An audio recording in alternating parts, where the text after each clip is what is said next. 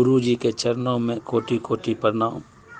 मैं लगभग 10 वर्षों से परेशान था। मेरे घर में 2-3 लोगों की मृत्यु हो चुकी थी। मेरा 20 लाख का लगभग ज़मीन, 1 बीघा ज़मीन बिक गया। मेरे पत्नी की भी मृत्यु हो गई और मैं और मेरा पुत्र दोनों गंभीर रूप से बीमार था। मुझे तो डॉक्टरों ने काट ही दिया था। मेरे घर में सभी दुखी थे कि इन दोनों बच्चों का क्या होगा। 3 बुजुर्ग थे जो बहुत ही थके थे।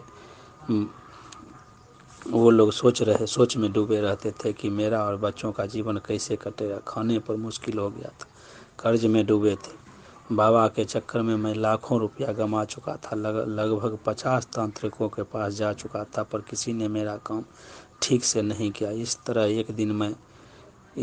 तरह एक दिन मैं गुरुजी के द्वारा अपने शिष्यों का प्रतिक्रिया शेयर कर रहे थे जो YouTube पर डला हुआ था।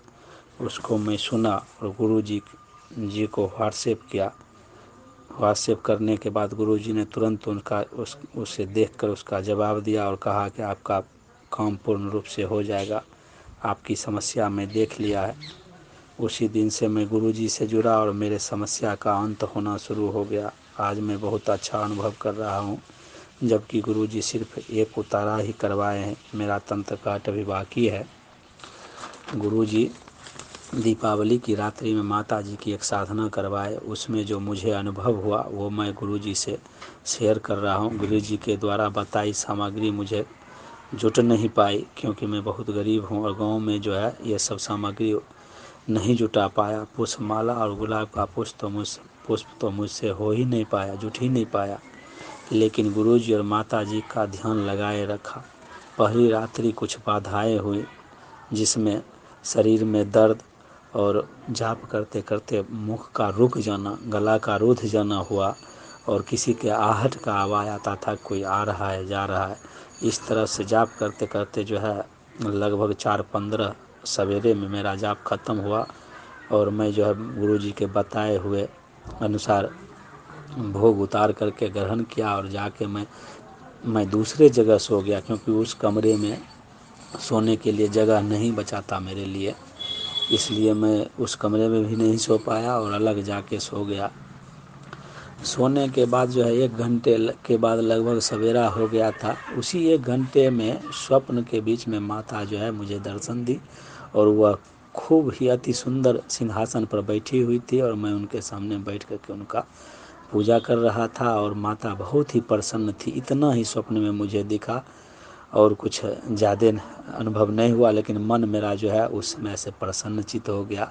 सवेरे जगा, मैं बहुत प्रसन्न था। दूसरे दिन का पाठ जो है निर्विघ्न समाप्त हुआ जाप, और तीसरा दिन भी बहुत हंसी खुशी के साथ जो है जाप समाप्त हुआ। उसमें कोई मुझे बाधाएं नहीं हुई।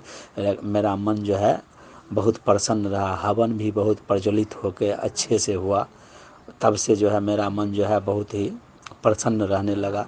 अभी तक में मुझे जो है माता जी का स्वप्न में 3 बार दर्शन हो चुका है, जबकि मुझे ऐसा अनुभव हुआ कि माता जी कह रही हैं कि तुम सिर्फ नाम भी लोगे तो मैं तुम पर प्रसन्न रहूँगा।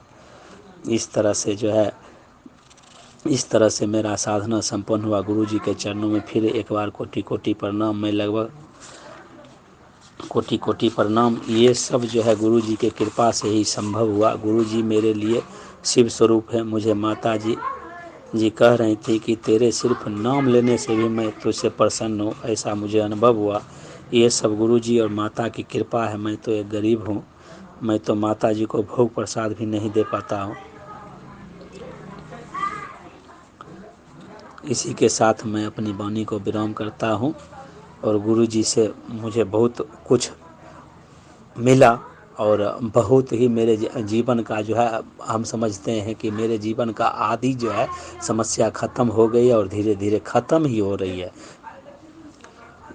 गुरुजी को फिर से एक बार कोटि कोटि प्रणाम। जय माँ